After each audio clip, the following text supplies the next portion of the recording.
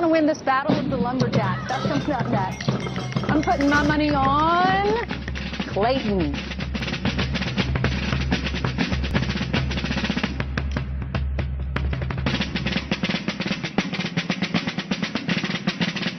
Brett Morse, he's a dairy farmer, and this is his farm that we're on. And hey, all right, this early in the morning.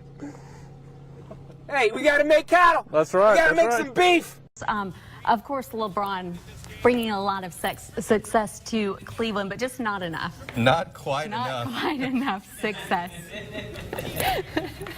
In the 90s, I thought, lots of fun tweets. So we'll start with D, who says, in the 90s, I thought that computers were much easier to use. Remember the green flashing, you know, in the dial-up Oh, zone? yeah, sure do. And thought nothing will ever be as cool as crystal meth. Pepsi. I'll grow a beard. Yeah. Because it's in my jeans. Yeah. It's in your jeans? What? I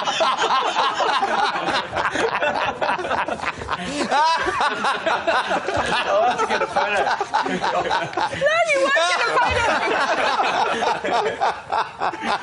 find it. Okay, well, I'm a witness here. What I seen was a horrible, tragic situation.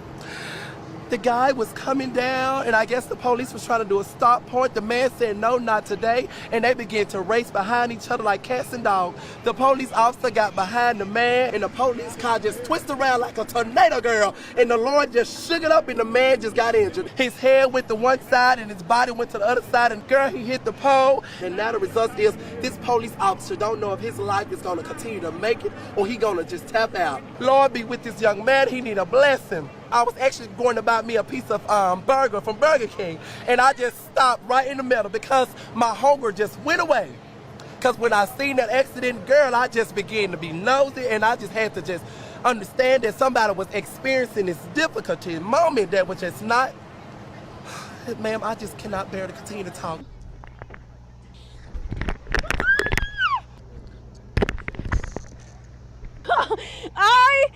Okay. Woo. Nope. Yes, please. Okay.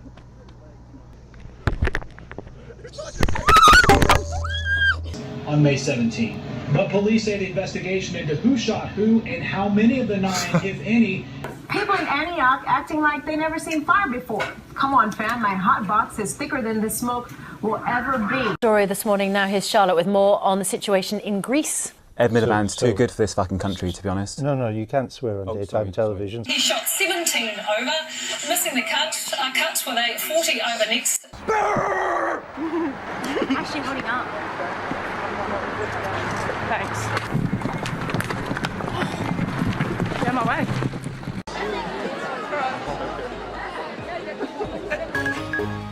Op het programma alleen artiesten die spektakel combineren met humor. Sorry, het is grappig. En die komen zowel uit België als uit het buitenland. Zoals Gelderschutter.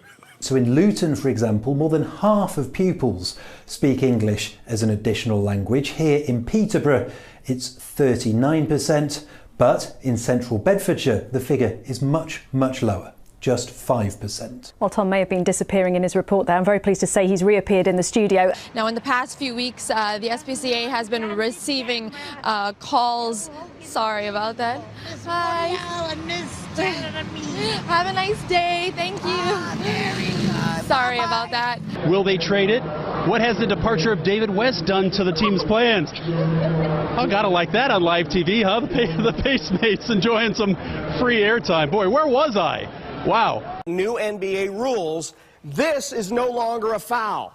Oh, that's no longer a foul. We learned that tonight in the Golden State game. Thank you, Jeff.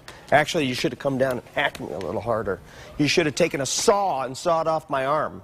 That is still not a foul. That's allowed. Yeah, it's not a foul anymore. Not a lot of calls and a lot of hacking going on, and frankly, in the first quarter, Golden State could have gotten away with this. Hey, LeBron, you want to get to the basket? No way. But let's face it, folks, after the first quarter, it was all about the Cavs and their shooting performance. And did you know that J.R. Smith and Shumpert made 4 more shots than I did in tonight's game? This is what they were playing with tonight. This is what they were playing with tonight. Not basketballs, but bricks. Where are you in Morris? I'm in the back of my tractor trailer. Yeah, and where is there? How close to Interstate 80 are you? Just about A half a mile. South of Interstate 80? Just south of it, yeah. Okay, it looks like that circulation, that tornado is between Morris and Seneca. And is it raining heavily around you now? Yeah, and the wind's blowing really heavily, like it's a blast from Howard Stern's asshole. Oh. Had to have one of those, didn't you? I'm concerned about Ryan back in his truck. What should he do right now? Right now, Ryan, are you near a building that you could get into? He lost the phone. Okay, Ryan said he was in the back of his truck. Now listen, not to be crude, but are we to take away from this that Bradley Cooper is now dating stepladder's sloppy second? That's exactly what we're to take away from this. But you know, most guys would be good with this. This could be sloppy 15ths and they'd take it. Give us a little bit of the premise here. You're basically teaching these high school seniors how to get into a little bit of trouble, or how to do things without getting into trouble, I guess. Yeah. Sorry, I just woke up like 5 minutes ago. Oh, you were sleeping? Hell yeah. Dude, it's like 6 o'clock over here. It's very early. Jesus Christ. Well, we appreciate It's very early, and I'm very tired. You know the Warriors won the fucking championships last night. Okay, we gotta go. I just said the F word. You're right, good. Thank you. We're gonna go now. Okay, back to me. Back over here there. Okay.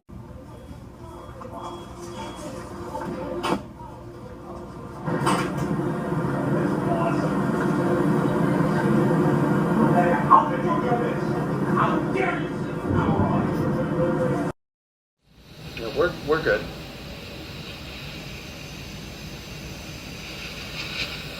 Really tan.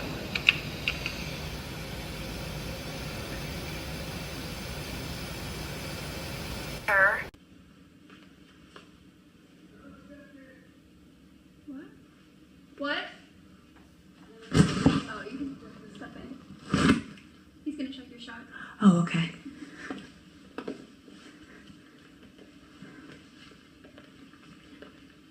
Tonight, we continue our week-long series with Class 3A.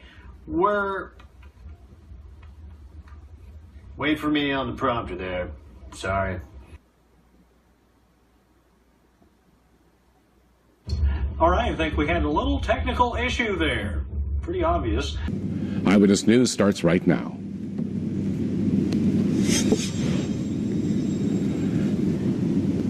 And good evening. Our top story tonight. We are Bushnell Park went pink today for the Susan Komen of Connecticut annual Race for the Cure, and what a cancer survivor is saying tonight about the amazing event. And a manhunt continues in New York after 2 convicted murderers escaped. The latest on that is coming up.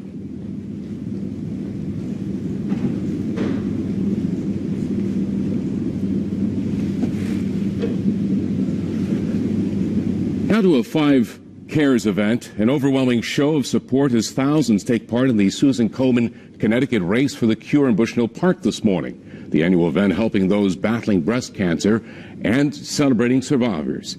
Channel 3's Eyewitness News reporter Sajata Jan has that story. And we're going now right to Hartford, and Roger Susannon is live in Hartford, where they just had a big event in Hartford. Roger, you're talking violence. Does this offend you? It's a Confederate flag. Is it a symbol of Southern pride or a symbol of hate? And then, what about this? Does this offend you? This word. President Obama said it out loud in an interview, and a lot of people are shocked. This shouldn't happen to anyone. The whole thing that we have been talking about is whether this is terrorism or not. And I think it is terrorism. By any stretch of the imagination, you can understand that people are upset, but you know, we're going to continue to talk about that. The president himself said he's angry today. Right. And local leaders said they are angry too, that violence like this can't happen in a church. But everyone I've spoken to as well has also talked about healing. Yeah. I just think it's really sad that when we have 9 people who've lost their lives. We're going to take a break. We're going to take a break and so we can have a real deal with something like this. But I think it's important too that people see the ignorance with it. An unnerving sight today at a London Gay Pride celebration, an ISIS flag among a sea of rainbow colors. CNN International assignment editor spotted the flag and was able to snap these pictures. Joining me on the phone from London is CNN's international Lucy Paul. This man, quite distinctive from the rest of the crowd, he was dressed in black and white, whereas everyone else was brightly coloured, as you can see from the photos. This man dressed in black and white was waving what appears to be a very bad mimicry, but a clear attempt to mimic the ISIS flag, the black and white flag with the distinctive lettering. I mean, if you look at the flag closely, it's clearly not Arabic. In fact, it looks like it could be gobbledygook.